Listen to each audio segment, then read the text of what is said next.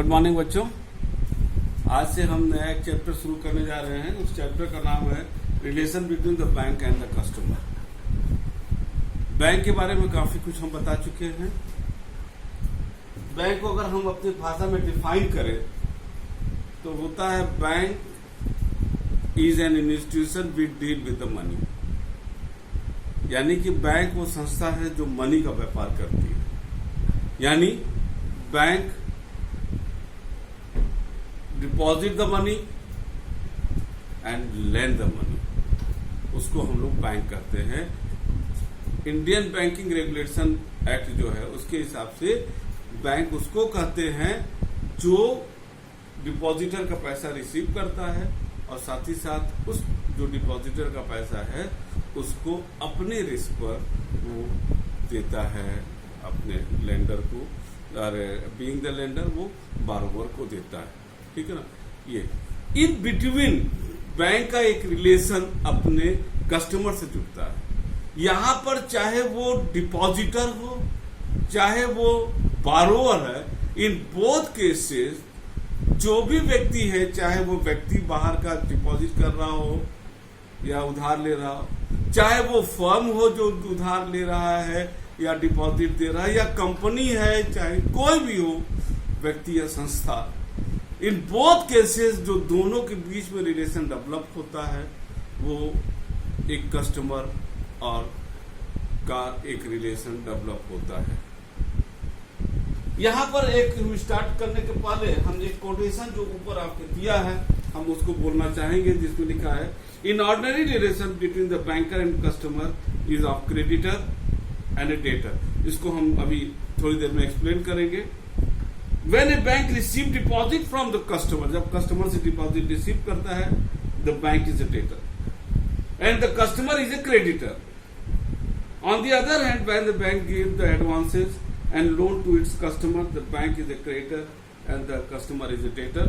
इसको काफी डिटेल हम जब पहला पॉइंट आएगा रिलेशन में क्रेडिटर एंड डेटर, वहां पर हम एक्सप्लेन करेंगे। मीनिंग में कस्टमर के जो दिया है, जैसे गिलबर्ट ने दिया, Gilbert opinion, a banker is a dealer in a money and is an intermediate party between the borrower and depositor. Intermediate party का मतलब होता है bank play a intermediate mediator between the depositor and the borrower. मान लीजिए कि A depositor है, हम bank है, हमने A से लिया पैसा, आप A ने हमारे बैंक में पैसा जमा किया। अब A हम जो है A का पैसा हम बी को उधार देंगे, लेकिन हम एज ए बैंक हम अपने रिस्क पर देंगे। वहां का ए से उस रिस्क का कोई मतलब नहीं है कि बी वापस नहीं करेगा तो हम ये नहीं कहेंगे ए से कि बी ने वापस नहीं किया तो भैया हम आपको नहीं देंगे, क्योंकि ए ने आपसे नहीं कहा। ए ने तो कहा था भैया हमारा पैसा आप रख लीजिए, डिपॉजिट कर लीजिए। ए ने ये नहीं कहा था कि हमारा पैसा दीजिए। ये जानता है कि मेरा ही पैसा दिया जाएगा, बारोवर को लेंड किया जाएगा। लेकिन यहां पर जो लैंडिंग ऑफ द मनी होता है, it is totally on the basis of the risk bear by the bank. So it is the responsibility of the bank कि वो समय समय पर, चाहे उसको जो पैसा उधार दिया चाहे नहीं दिया, वापस मिला नहीं मिला है, उसको ऑन डिमांड जो भी डिपॉजिटर है उसको पैसा वापस करना पड़ेगा। ठीक है ना। इसमें बैंकिंग रेगुलेशन एक्ट 1949 में दिया हुआ है, बैंकिंग हैज बीन डिफाइंड। इसको तो मैंने बता ही भी दिया था अभी आपको। ठीक है ना। तो बैंक के रूप में एक बहुत ही लार्ज स्केल का रोल होता है बैंक का, जो बाहर के लोगों से, चाहे मैंने बोला चाहे संस्था हो चाहे कोई हो। ठीक है ना। और उसमें जो है तमाम तरीके का बैंक फंक्शन देता है, जिसमें depositing of the money, lending of the money, agency के रूप में बैंक तमाम सुविधा देते हैं। अदर सर्विसेज ग्रुप में so many services are provided by the bank. ठीक है ना। यहां पर एक चीज और बोलेंगे कि मैंने बोला अभी स्टार्टिंग में कि जो व्यक्ति चाहे वो डिपॉजिट कर रहा हो बैंक में, चाहे बैंक से उधार ले रहा है, इन बोथ केसेस वो व्यक्ति, वो संस्था बैंक के लिए कस्टमर है। यहां पर पीरियड का कोई मतलब नहीं होता है। कोई कहे कि साहब हम तो 1 महीना से डिपॉजिटर है, कोई कहे हम 10 साल से हैं। Period is not essential for being the customer of the bank. Bank यह है कि जो भी व्यक्ति बैंक में डिपॉजिट करता है वो बैंक का कस्टमर है, उसका वहां पर पीरियड से कोई मतलब नहीं होता है। ठीक है ना, ये आपके यहां पर दिया भी है। The word customer signifying a relationship with duration is not the essence. यही इसका मतलब हुआ। A person whose money has been accepted by the bank on the footing that are undertake the honour the cheque the amount standing is the credit. कोई भी, मैंने वही बोला कि कोई भी डिपॉजिटर अगर पैसा बैंक में जमा करता है तो इट इज रिस्पॉन्सिबिलिटी कि अगर वो चेक देता है किसी को या मांगता है पैसा बैंक से, तो बैंक की रिस्पॉन्सिबिलिटी है कि वो उसको दे। क्यों? क्योंकि बैंक ने जो उस पैसे को उधार दिया है वो अपने रिस्क पर दिया है, न कि डिपॉजिटर के रिस्क पर दिया है। यहां पर हम लोग आगे चलते हैं, इसको पढ़ लीजिएगा जो भी। और various types of bank customer में आ जाइए। यहां पर पहला जो है इंडिविजुअल एंड देयर एजेंट। कोई भी व्यक्ति जो अपने नाम से अपना अकाउंट खोलता है वो बैंक का कस्टमर है, या उस व्यक्ति ने किसी को अपना रिप्रेजेंटेटिव घोषित किया है एज एन एजेंट, वो बैंक के वो कस्टमर माना जाएगा। दूसरा पार्टनरशिप फर्म। हम लोग पार्टनरशिप काफी डिटेल पढ़े हैं। पार्टनरशिप एज ए फर्म, वहां एक व्यक्ति ने एक संस्था होती है। Joint stock company other institution. यहां पर ज्वाइंट स्टॉक कंपनी, क्योंकि ज्वाइंट स्टॉक कंपनी का स्टेटस भी होता है is an artificial person, being the artificial person the joint stock company is also the customer. Minor भी अकाउंट खुला सकता है, लेकिन माइनर के केस में, माइनर 18 साल उसके नीचे लोगों को हम लोग माइनर बोलते हैं। माइनर का अकाउंट खुल सकता है, लेकिन ऑपरेट करने का अधिकार एज ए गार्जियन उसके मम्मी पापा जो भी इंटाइटल है, जो भी उपलब्ध है, जो भी साइन करता है उसके होगा। यानी कि बैंक का उसमें उसका नाम रहेगा एज ए कस्टमर, लेकिन उसको ऑपरेट करेंगे जो भी गार्जियन के रूप में उसके पेरेंट्स या जो भी अदर गार्जियन है वो करेंगे।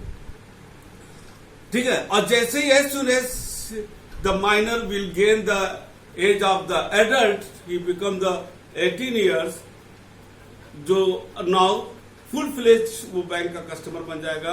अब उसका साइन वहां पर चलेगा। नेक्स्ट दिया है ज्वाइंट हिंदू फैमिली। आप लोग बीओ में पढ़ चुके हो। ज्वाइंट हिंदू फैमिली में जो है कर्ता इज द मेन इंपॉर्टेंट, इसलिए वहां पर बैंक में कर्ता बैंक को ऑपरेट करता है, वहां पर उसका मत होता है। और मैरिड वुमेन में आजकल भारत के कानून के हिसाब से मैरिड वुमेन अनमैरिड का कोई वो नहीं है।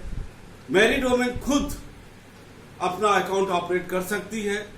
वहां पर उसके हस्बैंड का रोल किसी भी प्रकार का ऐसा नहीं है कि हम उसके हस्बैंड हैं तो हम वहां पर वो लेडी अगर 18 साल से ऊपर है तो वो अपना खुद बैंक का अकाउंट ऑपरेट कर सकती है। इसमें जो एक सबसे महत्वपूर्ण, हमारे ख्याल से ये सब समझ में आएगा, इसमें बहुत ज्यादा टिपिकल नहीं है। अब हम एक रिलेशन की तरफ चलते हैं, जो पहला पॉइंट है जो हम आज चेकअप करने जा रहे हैं। Relationship between bank and customer में 3 है, creditor and debtor, agent and principal और बेली एंड बेलर।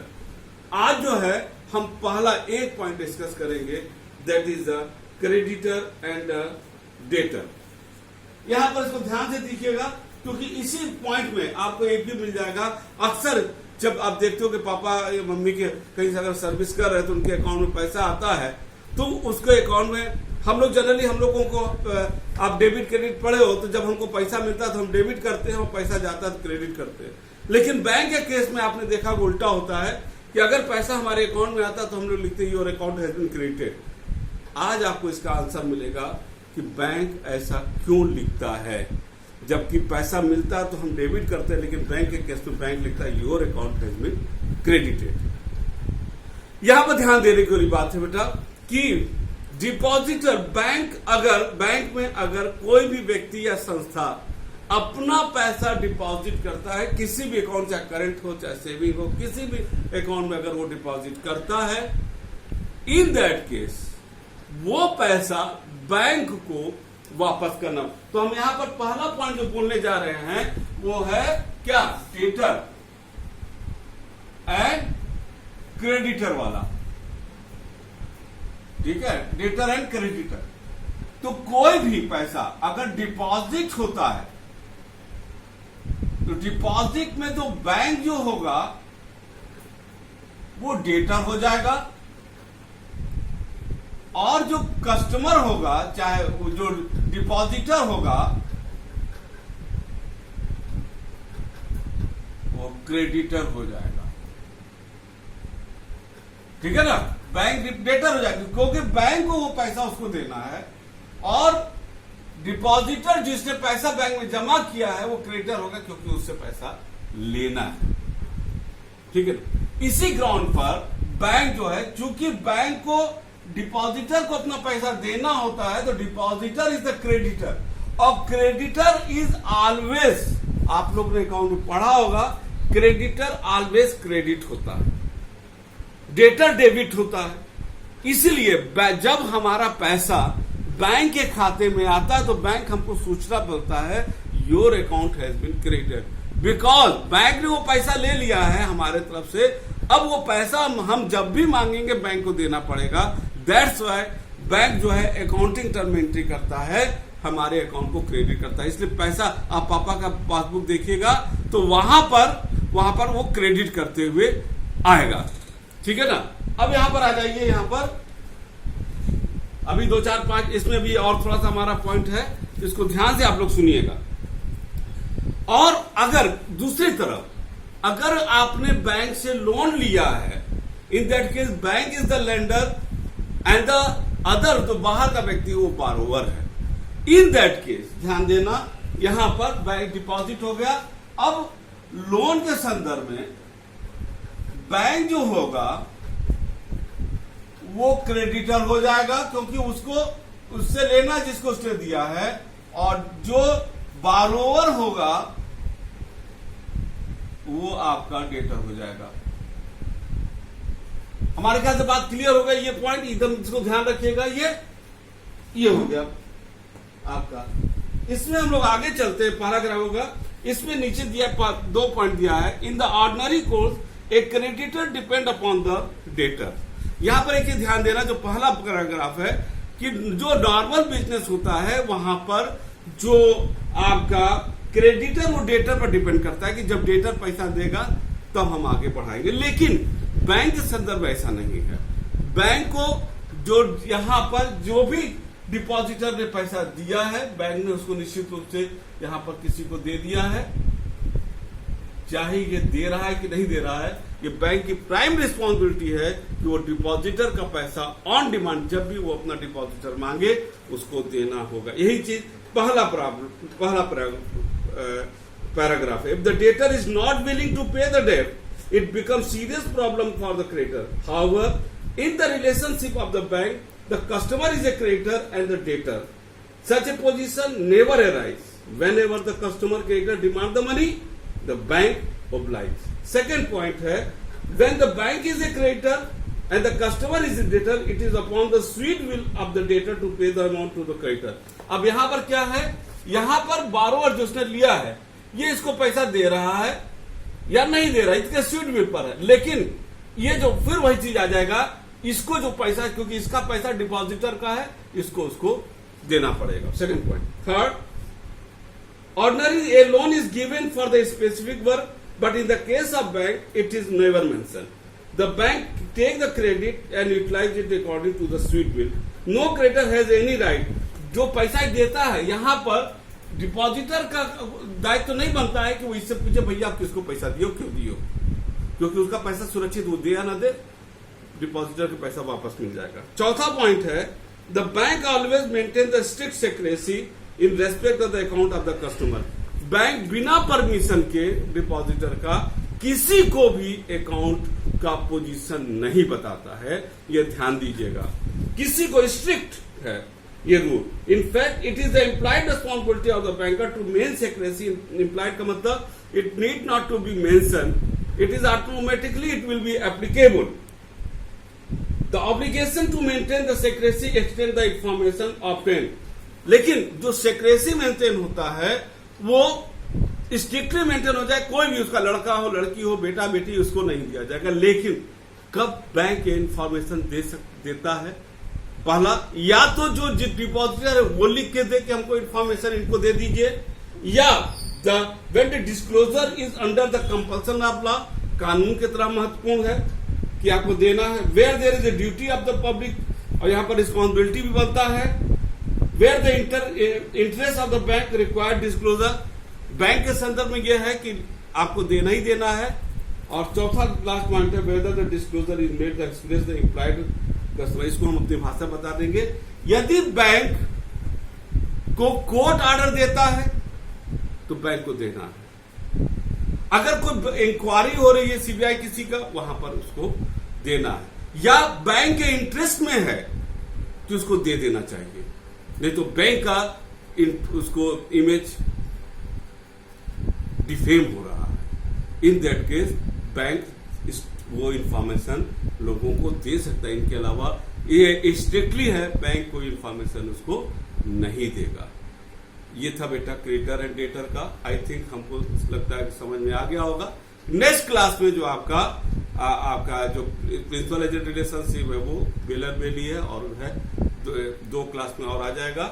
हमारे ख्याल से समझ में आ गया होगा, और इसी के साथ आप लोग इसको पढ़िएगा बहुत ध्यान से, क्योंकि काफी टेक्निकल पॉइंट है। इसमें आपको पता भी लगा होगा कि क्योंकि बैंक लिखता है कि your account has been credited, ये आपको अच्छी जानकारी मिला होगा। और इसको आप ठीक से पढ़िएगा, एंजॉय कीजिएगा। नेक्स्ट क्लास तक के लिए थैंक यू।